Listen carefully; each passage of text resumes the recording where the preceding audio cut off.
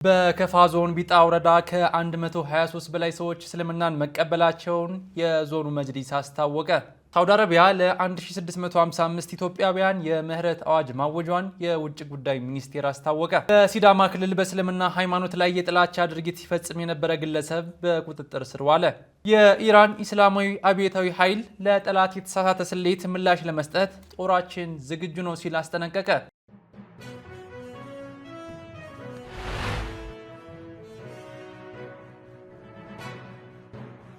አሰላሙ አለይኩም ወራህመቱላሂ ወበረካቱ።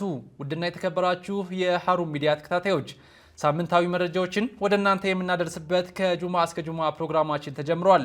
በመረጃዎቻችንም ሀገራዊ፣ ዓለም አቀፋዊና እስላማዊ የሆኑ በሳምንቱ የተካሄዱ ሁነቶችን ወደ እናንተ እናስቃኛለን። ከመረጃዎቹ ጋር አቲድ ሐሚድ አብሬያችሁ ቆያለሁ። አብራችሁን ቆዩ። ወደ ቀዳሚ መረጃችን ስናመራ በከፋ ዞን ቢጣ ወረዳ ከ123 በላይ ሰዎች እስልምናን መቀበላቸውን የዞኑ መጅሊስ አስታወቀ።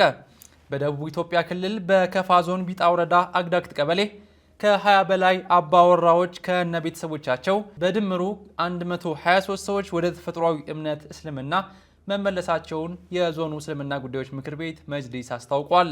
የከፋ ዞን መጅሊስ እንዳስታወቀው ግንቦት 26 ቀን 2018 ዓ.ም ልደት በቀበሌው በተደረገ የዳዕዋ የስብከት እንቅስቃሴ እነዚህ አባወራዎችና ቤተሰቦቻቸው በራሳቸው ሙሉ ፍቃድ እስልምናን መቀበላቸውን የገለጸው። ይሁን እንጂ እስልምናን በተቀበሉት የአካባቢው የማህበረሰብ ክፍሎች ላይ እየደረሰው ያለው የማዋከብና በማህበረሰቡ ዘንድ ውዥንብር ለመፍጠር የሚደረገው ጥረትን ያወገዘው መጅሊሱ እነዚህ አካላት ከድርጊታቸው እንዲቆጠቡ አሳስቧል።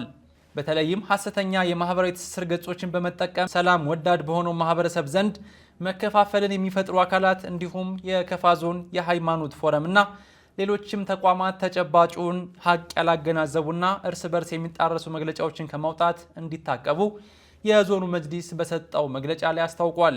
በመጨረሻም በቀበሌው እስልምናን በተቀበሉ አካላት ላይ የሚነዛው ውዥንብር ሐሰት መሆኑንና እስልምናን ከስያሜው ጀምሮ ሰላም መሆኑን ያስታወቀው ምክር ቤቱ ከመንግስትና ከሚመለከታቸው ባለድርሻ አካላት ጋር በመነጋገር ሐሰተኛ መረጃዎችን በማጋለጥ እውነተኛው መረጃ ለህዝብ እንደሚያደርስ አረጋግጧል። በወራቤ ከተማ የአላህ ምህረት በመሻት የዝናብ ጥየቃ ሶላተል ኢስቲቃ ተሰገደ።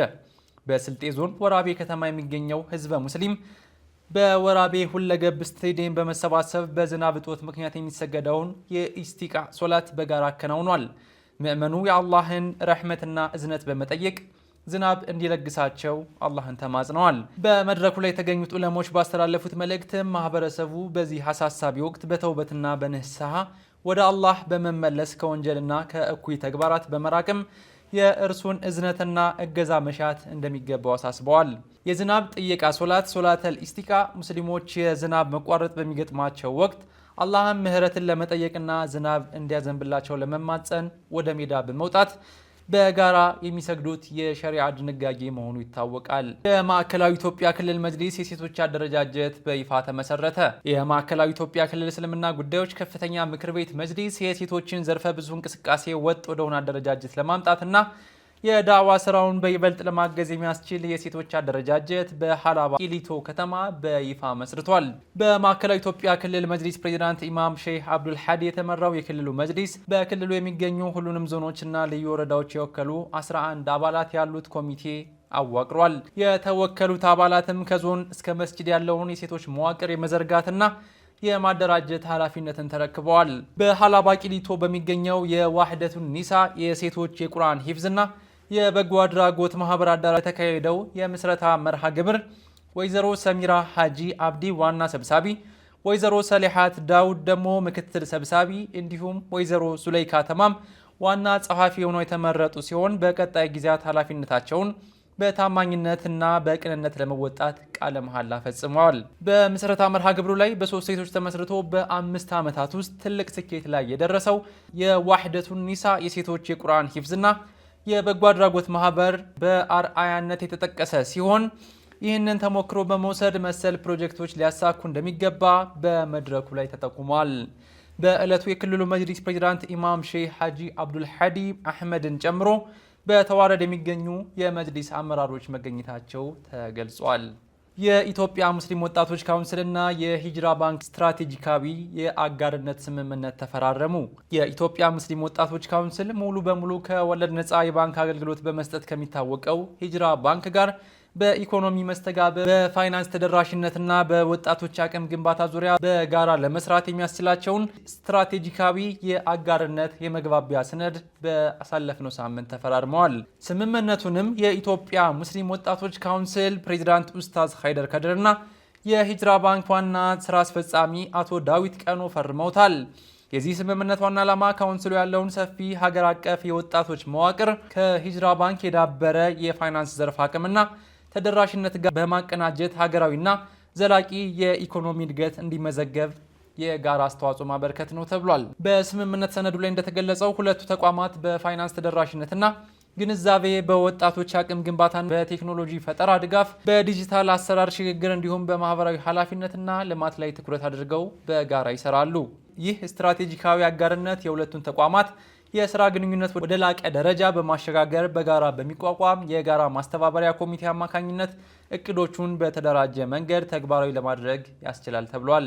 በተጨማሪም ይህ ስምምነት የወጣቱን አቅም በዘመናዊና ከሸሪዓ መርሆች ጋር በተጣጣሙ የፋይናንስ አማራጮች በመደገፍ ወጣቶች በኢኮኖሚ ራሳቸውን የቻሉና ለሀገራቸው የሚሰርፉ እንዲሆን ለማድረግ ሰፊ የእድገት በር እንደሚከፍት ተነግሯል። በዚህ ታሪካዊ ስምምነት ፊርማ ስነ ስርዓት ላይ የኢትዮጵያ እስልምና ጉዳዮች ጠቅላይ ምክር ቤት ፕሬዝዳንት ጽህፈት ቤት ኃላፊ ኡስታዝ አቡበክር አህመድ፣ የካውንስሉ ፕሬዝዳንት ኡስታዝ ሀይደር ከድር፣ የሂጅራ ባንክ ፕሬዝዳንት አቶ ዳዊት ቀኖ፣ የሂጅራ ባንክ የዳይሬክተሮች ቦርድ ሰብሳቢ አቶ አብዱሰላም ከማል፣ የካውንስሉ ምክትል ፕሬዝዳንት ኡስታዝ አብዱል አዚዝ አህመድ፣ የካውንስሉ ዋና ጸሐፊ ኢንጂነር ከማል አረብን ጨምሮ የሁለቱም ተቋማት ከፍተኛ የስራ ኃላፊዎች መገኘታቸው ተገልጸዋል። ውድና የተከበራችሁ የሀሩን ሚዲያ ተከታታዮች እየተከታተላችሁት የምትገኙት ሳምንታዊ መረጃዎችን ወደ እናንተ የምናደርስበትን ከጁማ እስከ ጁማ ፕሮግራማችን ነው።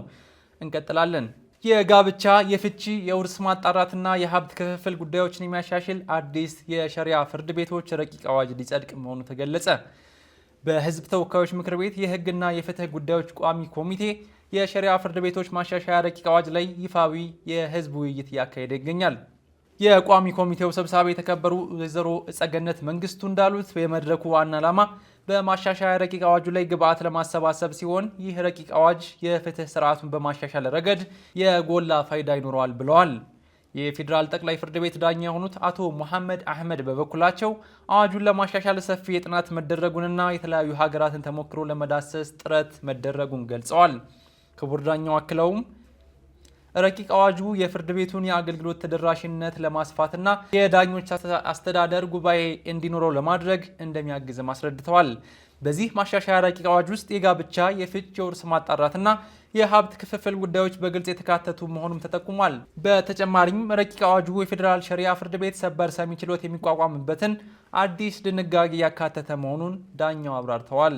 በሲዳማ ክልል በእስልምና ሃይማኖት ላይ የጥላቻ ድርጊት ሲፈጽም የነበረ ግለሰብ በቁጥጥር ስር ዋለ። በሲዳማ ክልል በሃይማኖቶች መካከል ግጭትን ለመቀስቀስ ሲንቀሳቀሱ የነበሩ ግለሰቦች በቁጥጥር ስር መዋላቸውን የሲዳማ ክልል እስልምና ጉዳዮች ከፍተኛ ምክር ቤት አስታውቋል።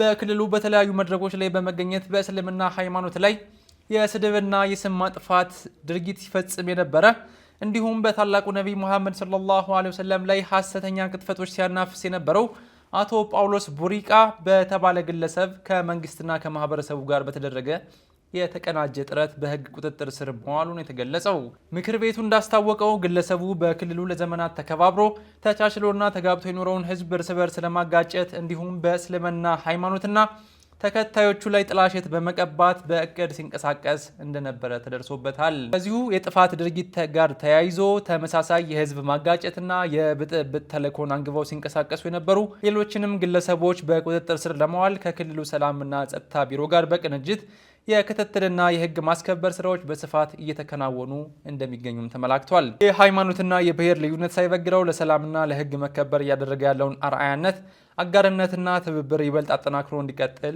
ምክር ቤቱ ጥሪውን አቅርቧል። ውድና የተከበራችሁ የሀሩን ሚዲያ ተከታታዮች አሁን ደግሞ ከውጭ ምንጮች ያገኘናቸው መረጃዎች ወደ እናንተ እናደርሳለን። አብራችሁን ቆዩ። ለጠላት የተሳሳተ ስሌት ምላሽ ለመስጠት ጦራችን በተጠንቀቅ ላይ ነው ስትል ኢራን አስጠነቀቀች። የኢራን ኢስላማዊ አብዮታዊ ዘብ የኢራን ጦር በጠላት ለሚሰነዘር ማንኛውም ጥቃት አስተማማኝ ምላሽ ለመስጠት ሙሉ በሙሉ ዝግጁ ነው አለ። ቴህራን ከመቼውም ጊዜ በበለጠ አሁን ጠንካራ ዝግጁና በቀላሉ የማትደናቀፍ ሆናለች ሲል የኢራን ኢስላማዊ አብዮታዊ ዘብ ባወጣው መግለጫ ላይ አስታውቋል። ኢራን በጠላት እንቅስቃሴዎች ላይ የተሟላ የመረጃ የበላይነት የያዘችና ለየትኛውም የጠላት እንቅስቃሴ ፈጣን ምላሽ መስጠት የሚያስችል ሙሉ ዝግጅት እንዳላትም አስገንዝቧል።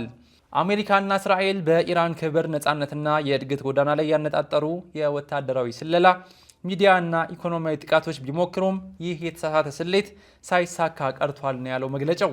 የኢራንና የአሜሪካ ግጭት በአሁኑ ወቅት እየተባባሰ የመጣ ሲሆን የአሜሪካው ፕሬዚዳንት ዶናልድ ትራምፕ በቅርቡ የኢራን ዋነኛ የነዳጅ ማስተላለፊያ የሆነውን ሻርግ ደሴትን እቆጣጠራለሁ ማለታቸው ይበልጥ አወሳስቦታል። ከሰሞኑ አሜሪካ በኢራን ላይ ጥቃት መፈጸሟን ተከትሎ የኢራን ጦር በአካባቢው በሚገኙ የአሜሪካ ኃይሎች ላይ የአጸፋ ጥቃት መፈጸሙ ይታወቃል። አሁን ላይ ደግሞ ኢራንና አሜሪካ እያካሄዱት ባለው የሰላም ስምምነት ዙሪያ እርስ በርሱ የሚጣረስ መረጃ እያወጡ ይገኛሉ። ፕሬዚዳንት ዶናልድ ትራምፕ ከኢራን ጋር የሚደረገው ውይይት መሻሻል በማሳየቱ ኢራን ላይ የሚፈጸመው ጥቃት መቆሙን የተናገሩ ሲሆን ኢራን በበኩሏ ውስብስብ የሆነው የሀገራቱ ስምምነት ገና እንዳልተቋጨ ይፋ ማድረጓን የቢቢሲና ፕሬስ ቲቪ ዘገባ ያመለክታል። አውስትራሊያ፣ ካናዳና እንግሊዝ ለእስራኤልና ፍልስጤም ግጭት የ$4 ሚሊዮን የሰላም ፈንድ ጀመሩ።